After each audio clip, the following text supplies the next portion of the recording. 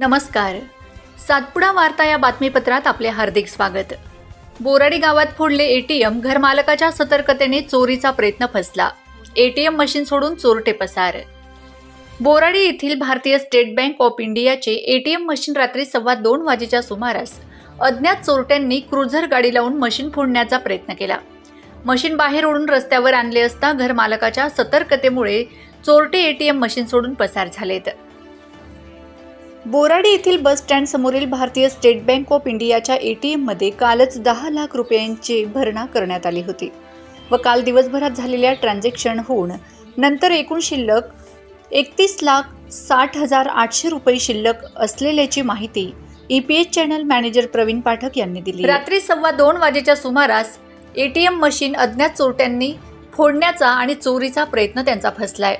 ते ATM machine Boradi येथील state bank समोरील एटीएम मशीन 4 चाकी वाहनाला बांधून ओढत चोरट्यांनी बाहेर काढले. सदर घटना शुक्रवारी पहाटे 2:15 सुमारास घडली. या घटनेची माहिती मिळताच शिरपूर तालुका पोलिसांनी तपासाची सूत्रे वेगाने हलविली आहेत. घरमालकाच्या सतर्कतेने चोरीचा प्रयत्न फसलाय.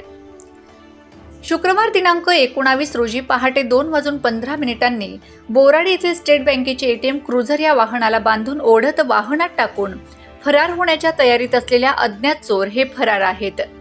पहाटेच्या सुमारास क्रुझर गाडीतून चोरून नेण्याचा प्रयत्न करत असताना घरमालकांनी ते बघितलं. घरमालकांनी आरडाओरडा केला असता चोरट्यांनी मशीन तिथेच टाकून पळून गेलेत.